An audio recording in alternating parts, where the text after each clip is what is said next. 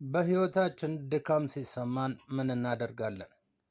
በሕይወታችን ድካም የሚሰማን አንዳንድ እግዚአብሔር ፊት የማይገቡ በደሎችንና ኃጢአቶችን ስናደርግ ነው። ኃጢአትን ስናደርግ፣ በደልን ስንፈጽም ከእግዚአብሔር እንርቃለን። በዛን ጊዜ ውድቀት ይሆናል። ስለዚህ በዚህን ሰዓት ከእግዚአብሔር እየራቅን መሄድ ሳይሆን ወደ እግዚአብሔር እንደገና የምንቀርብበትን መፍትሄዎችን ከእግዚአብሔር ቃል ማግኘት አለብን። መፍትሄ የሚሆኑን የእግዚአብሔር ቃል በአንደኛ ዮሐንስ ምዕራፍ 1 ቁጥር 4-9 ያሉትን አነባለሁ። ደስታችሁ እንዲፈጸም ይህንን እጽፍላችኋለሁ፣ ከእርሱም የሰማናት ለእናንተ የምናወራላችሁ መልእክት እግዚአብሔር ብርሃን ነው፣ ጨለማ በእርሱ ዘንድ ከቶ የለም የምትል እቺ ናት። ከእርሱ ጋር ኅብረት አለን ብንል በጨለማ ብንመላለስ እንዋሻለን፣ እውነትንም አናደርግም። ነገር ግን እርሱ በብርሃን እንዳለ በብርሃን ብንመላለስ ለእያንዳንዳችን ኅብረት አለን። የልጁም የኢየሱስ ክርስቶስ ደም ከኃጢአት ሁሉ ያነጻናል። ኃጢአት የለብንም ብንል ራሳችንን እናስታለን፣ እውነትም በእኛ ውስጥ የለም። በኃጢአታችን ብንናዘዝ ኃጢአታችንን ይቅር ሊለን ከአመፃም ሁሉ ሊያነጻን የታመነ ጻድቅ ነው ይላል። የእግዚአብሔር ቃል እንግዲህ እንደሚናገረው እኛ ፍጥረታችን የአዳም ዘር ስለሆን ውጫዊ ማንነታችን የአዳም ዘር ነው፣ ውስጣዊ ማንነታችን የክርስቶስ ዘር ነው። ሰማያዊ ዘር ሆነናል። በእግዚአብሔር ቃል ላይ እንደሚናገር አንደኛ ቆሮንቶስ ምዕራፍ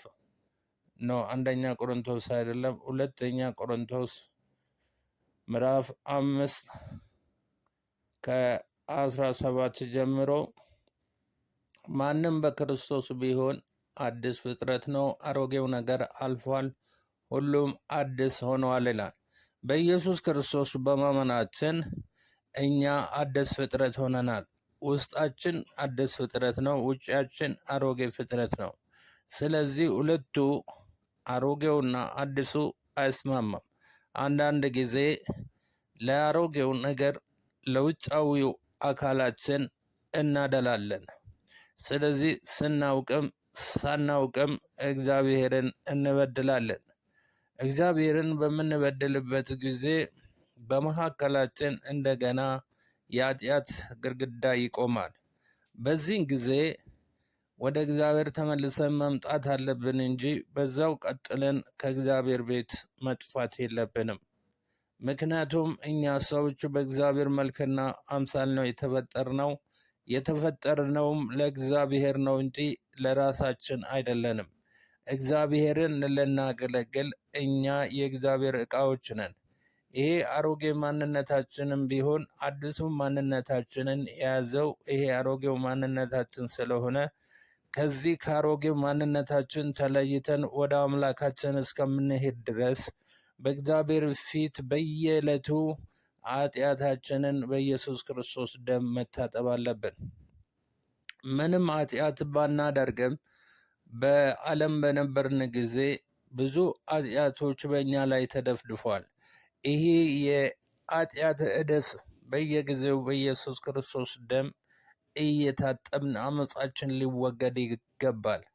ምክንያቱም ወገኖቼ በውስጣችን የተሰገሰገው ከልጅነታችን እስከ እውቀታችን ድረስ በእኛ ውስጥ ያለው ጌታ ቤት ያደጉ ልጆችም ቢሆኑ ከዓለም የሚቃርሙትና የሚሰሙት በውስጣቸው የተሰገሰገ በውስጣቸው የተከማቸ በአእምሯቸው፣ በሀሳባቸው፣ በስሜታቸው፣ በፈቃዳቸው፣ በህሊናቸው በተለያየ መንገድ ሊቆሽሹ ስለሚችሉ ይሄ የቆሸሸው ማንነታችን ዕለት ዕለት የጌታን ስም እየጠራን ደሙን በላያችን ላይ እየጠራን በኢየሱስ ክርስቶስ ደም እንደገና መንጻት ያስፈልገናል። ይህንን የምናደርገው ሁል ጊዜ ነው። ሁል ጊዜ በቀን አንድ ጊዜ ንስሐ መግባት አለብን።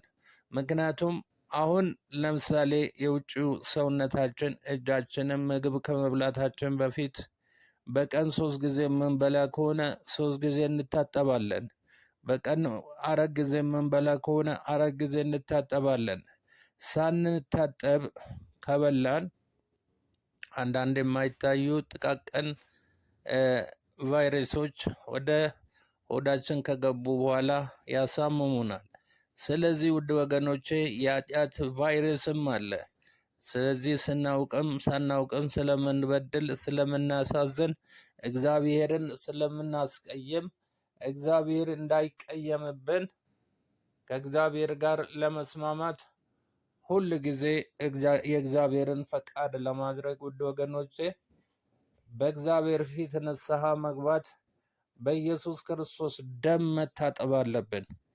ሁል ጊዜ በኢየሱስ ክርስቶስ ደም ከአመፃችን እየታጠብን እየነጻን መንፈሳዊ እድገትን እናገኛለን።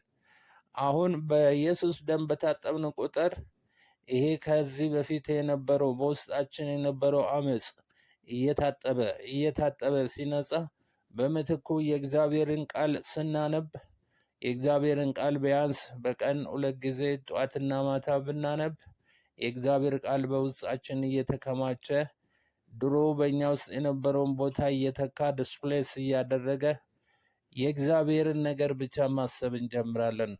በዛን ጊዜ ደስተኞች እንሆናለን ወገኖቼ። ደስተኛ የሚያደርግ የእግዚአብሔር ቃል ነው። ደስተኛ የሚያደርግ እግዚአብሔር ራሱ ነው። ደስተኛ የሚያደርግ የኢየሱስ መንፈስ ነው፣ ሌላ አይደለም። ስለዚህ ወደ እግዚአብሔር በተጠጋቸው ቁጥር ደስተኞች ነው የምትሆኑት።